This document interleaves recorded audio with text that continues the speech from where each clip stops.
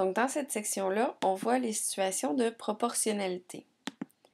Donc, dans une situation qui est proportionnelle, on a des valeurs qui donnent des rapports ou des taux qui sont équivalents. On appelle ça aussi une situation de variation directe. Pourquoi est-ce qu'on dit que c'est direct? Parce que cette situation-là passe par le point 0, 0 qui est l'origine du plan cartésien.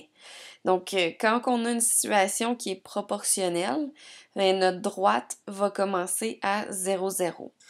Si vous regardez, par exemple, dans une table des valeurs, donc dans cet exemple-là, pour une quantité de revues qui est à 0, bien, automatiquement, le coût est à 0.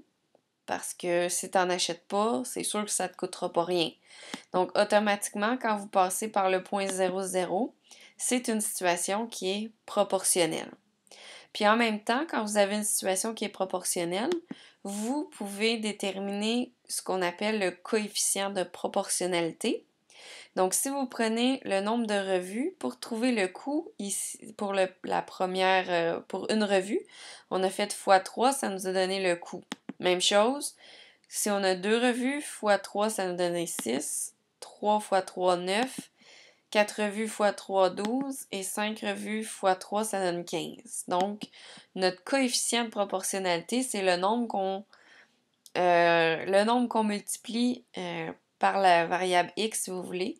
Donc, par ici, c'est la quantité de revues qui nous donne la variable y, qui est le coût. Fait que la coefficient de proportionnalité ici, c'est 3.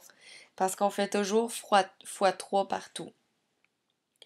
Dans un graphique, une situation de proportionnalité ressemble à ça ici.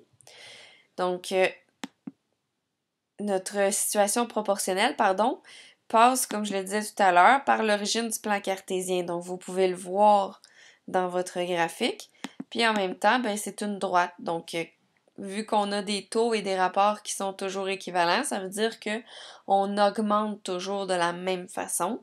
Ça fait une droite.